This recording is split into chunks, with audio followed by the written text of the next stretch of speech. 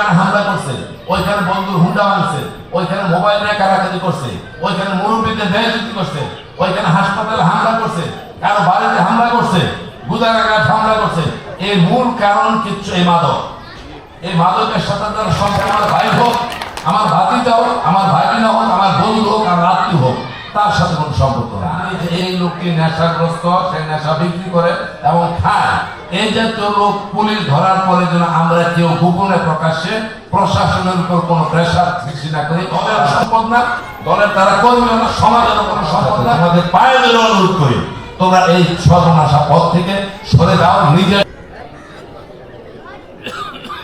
বলুয়া উত্তর সংকিউরির যুব সমাজের উদ্যোগে এই যে একটি মহৎ উদ্যোগ, মাদক বিরোধী, নেশা বিরোধী, এই যে একটি ব্যাপক কল্যাণকর পদক্ষেপ, এটার যারা উদ্যোক্তা, আমি তাদেরকে ধন্যবাদ জানাই, কৃতজ্ঞতা জানাই। লম্বা বক্তব্য দিব না। অনেকবার ওয়াজ মাহফিল সহ সব স্থানে আমরা এই কথা বলেছি, আপনারা শুনেছেন। যা বলবো তাও জানেন, যা বলছি তাও জানেন, ভবিষ্যতে যা বলতে চাই তাও আপনারা জানেন। মূল জিনিসটা কিন্তু মাসুদ যে কথা বলেছে অত্যন্ত গুরুত্বপূর্ণ কথা বলেছে। মানুষ যদি বেকার থাকে, শয়তানের বুদ্ধি সেখানে বেশি পরিচালিত হয়। ছোট সময় বলেছে, অলস মস্তিষ্ক শয়তানের কারখানা।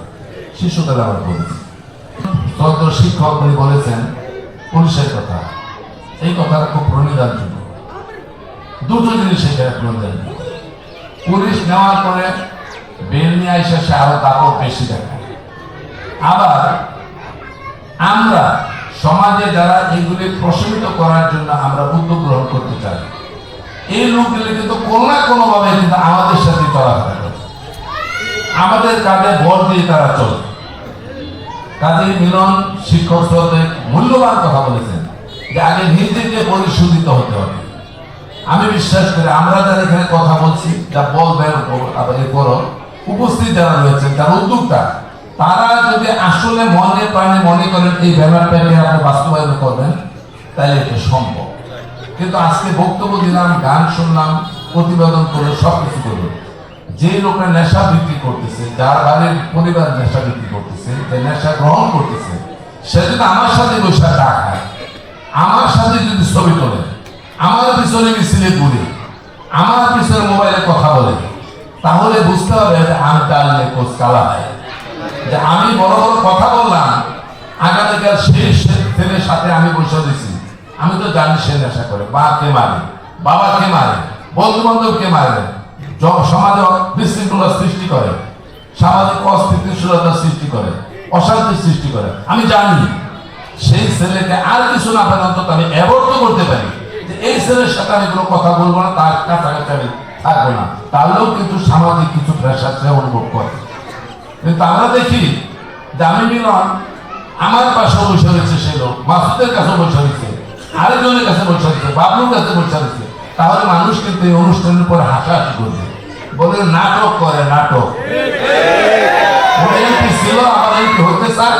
মাসুদ রানা বড় নেতা, বাবলু সাধারণ সম্পাদক থানার কথা করেছে, বড় বড় কাল করে দেখলাম খাগড়া ধরে, আগামীকাল যেমন সোমবারে অত বর্তুল মানে ওই লোক গিলি হয়ে বসে আছে, মিলন সাহ, মাসুদ সাহ, বাবলু সাহ, মুখ সাহ, মুখ সাহ। কাজে এরা দায় বিজনেস করে করছে রে ব্যবসা, এটা কিন্তু বলবে। কাজে আমি বলতে চাই, মহৎ উদ্যোগ গ্রহণ করেছে, মাসুদকে ধন্যবাদ জানাই, যারা উদ্যোগ গ্রহণ করছে তাদেরকে অবশ্যই ধন্যবাদ জানাই। এর সাথে একটি কথা অনুরোধ করবো, আজকে থেকে এই ব্যানারকে আমরা কার্যকরী করার জন্য ভিতর থেকে বাইরে থেকে প্রতিজ্ঞাবদ্ধ হব, প্রয়োজনে প্রতিহত করব। সেই শক্তি যদি না থাকে তাহলে সামাজিকভাবে আমার ভাই হোক, আমার ভাতিজা হোক, আমার ভাগিনা হোক, আমার বন্ধু হোক, আমার আত্মীয় হোক, তার সাথে কোনো সম্পর্ক নেই। এইভাবে সমাজের সমস্ত লোক যখন নাকি সামাজিকভাবে সেই লোককে বয়কট করবে, সে কিন্তু মানসিকভাবে দুর্বল হয়ে পড়বে, সে কিন্তু আর আশকারা পাবে না। কিন্তু সে যদি এই পুলিশের কাছে ছুটে আসা, মাদকের মামলা থেকে ছুটে আসা, আবার আমাদের পাশাপাশি অবস্থান করে, আমাদের ঘরে অবস্থান করে, আমার পাশে অবস্থান করে, আপনার পাশে অবস্থান করে, তাহলে এই সিদ্ধান্ত আলোচনা সভা করার কোনো প্রয়োজন নেই, মানুষকে কষ্ট দেওয়ার কোনো প্রয়োজন নেই, গান শোনার কোনো প্রয়োজন নেই। কারণ মহৎ উদ্দেশ্য হচ্ছে মাদককে না বলতে হবে, প্রতিরোধ করতে হবে। সেই জন্য প্রশাসনিক সহযোগিতা যেমন আমরা নিরপেক্ষভাবে চাই, পুলিশের কাছ থেকে আমরা নিরপেক্ষ সহযোগিতা চাই, এবং আমরা যারা 10-20 জানি যে এই লোকটি নেশাগ্রস্ত, সে নেশা বিক্রি করে এবং খায়, এই জাতীয় লোক পুলিশ ধরার পরে যেন আমরা কেউ গোপনে প্রকাশ্যে প্রশাসনের উপর কোনো প্রেশার সৃষ্টি না করি, তার জামিনের জন্য, তারা ছাড়ার জন্য থানার কাছে যেন না যায়। তাহলে সে বুঝবে যে আমি ধরা পড়ছি, কালকে মিলন আমার জন্য ফোন করবো, কারণ ফোন করবো, কাজে সে মাদক ছাড়বে না, নগদ টাকা।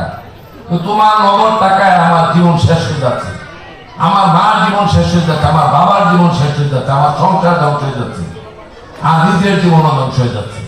সারা দিন মোবাইল, সারা রাত মোবাইল, সারা রাত হুন্ডা সিএনজি নিয়ে চলাচল করে আমার বাড়ির আশেপাশে মাদক বিক্রি করতে এই সমস্ত বিভিন্ন এলাকাতে যায়।